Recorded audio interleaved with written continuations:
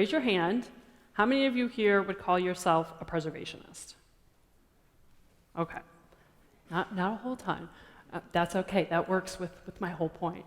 I, for one, am an ardent preservationist. And I have this theory that all of you are closet preservationists, in denial of or completely oblivious to your preservationist leanings.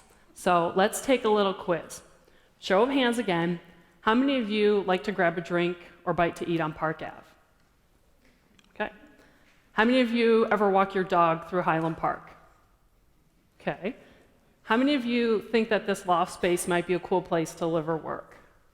All right, that's you.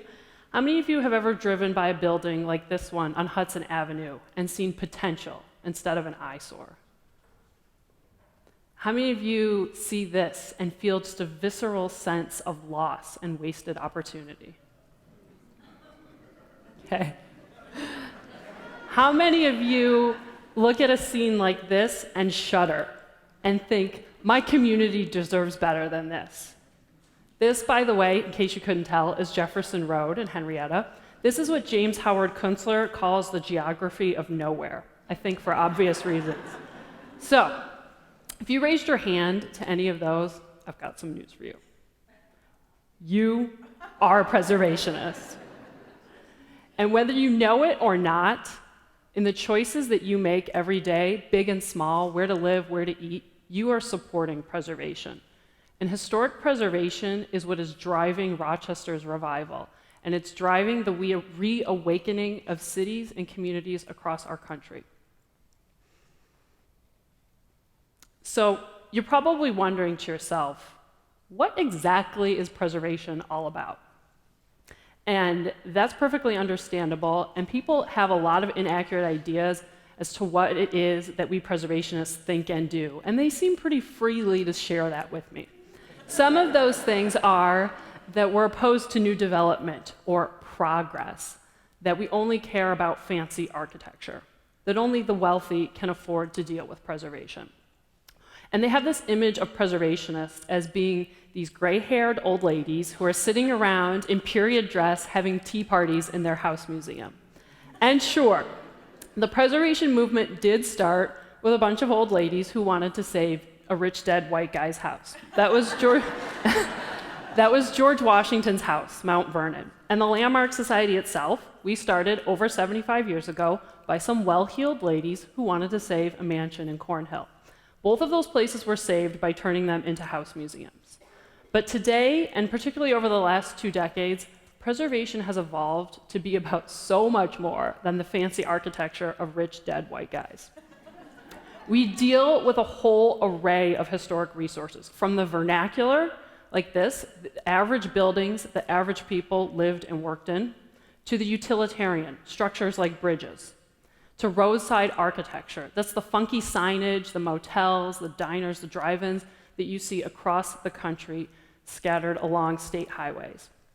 We also work with agricultural resources, from barns to outhouses to sheds, chicken coops, corn cribs. One of the biggest tools that we use in preservation is adaptive reuse. And we work with municipalities and developers to encourage to take an old building that's underutilized and adapt it to a new economically viable use. And you see this a lot happening in Rochester right now. And I want to be clear. Adaptive reuse projects aren't just providing luxury housing for yuppies. They also often, like the Cunningham Carriage Factory, they provide affordable housing, transitional housing. They often host community spaces. And more often than not, adaptive reuse projects hold small local businesses.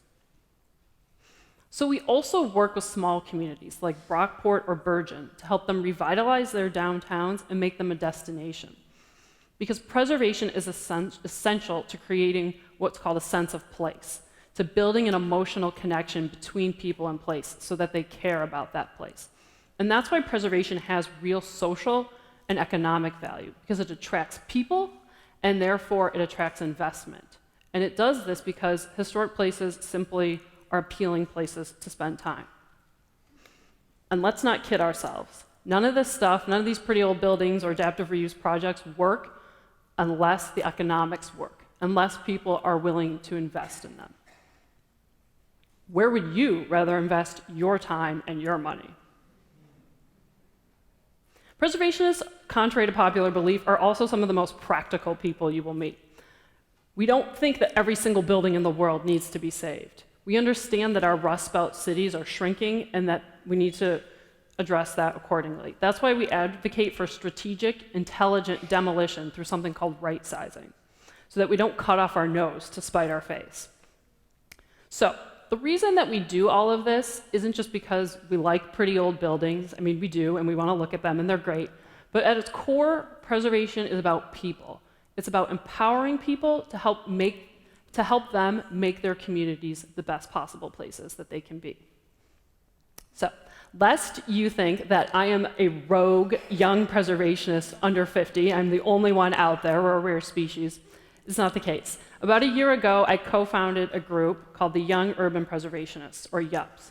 And we geek out on things like we get together on the weekend and rip vinyl siding off of historic houses. We also have an annual bike scavenger hunt that takes people out into the city and gets them biking around the city to see local landmarks and see what's going on in different neighborhoods. And we also get engaged in what we think are important issues to our communities. So this is one example. This is 660 West Main Street. It's just west of downtown. This is what 660 once looked like when it was a church. This is what that section of West Main once looked like. And if you're familiar with it, it looks pretty different today. So this is what 660 looks like today. The current owner bought it in 2011, and since that time has invested nothing in it, has done no maintenance. It has been vacant and completely unused. In that time, the owners put forth 2 proposals to demolish the building and replace it. First with this, then with this. Eventually, the city's zoning board approved this project with some conditions. Almost a year later, none of those conditions have been met. So the building continues to sit there, continues to deteriorate, and continues to contribute nothing to the neighborhood. And so you might be asking yourself, well, why do I care about this crappy-looking building that has a hole in the roof, peeling paint, weeds growing up around it, and isn't very interesting?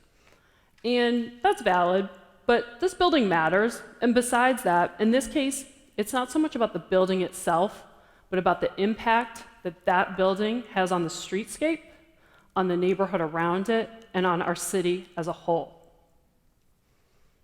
Replacing a building like this with a building like this does not do that neighborhood and doesn't do our great city justice. So what are we going to do about it? The YUPs, we want to get a dialogue going. We want to have a discussion about what could go in that building or on that site that would serve the neighborhood's residents and that would help elevate our city. And this is just one example. This is another. This is just a simple rendering from Rochester Subway. But I like it because it shows what just a little bit of maintenance and some simple landscaping could do to really enliven the streetscape.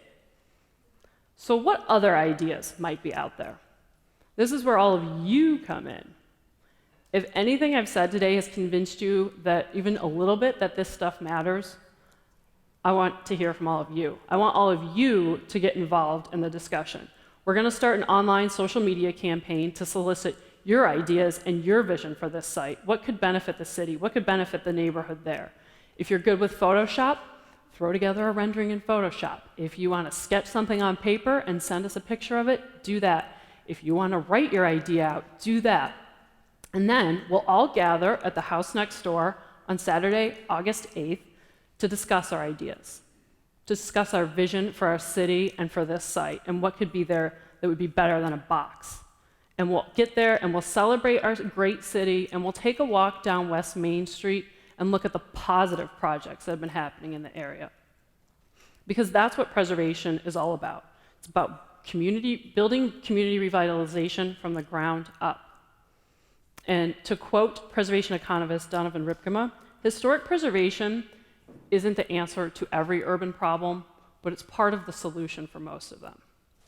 And whether you live on West Main, Park Ave, Avenue D, or out in Pittsford, you're kidding yourself if you don't think that the health of our city neighborhoods impacts every single one of us.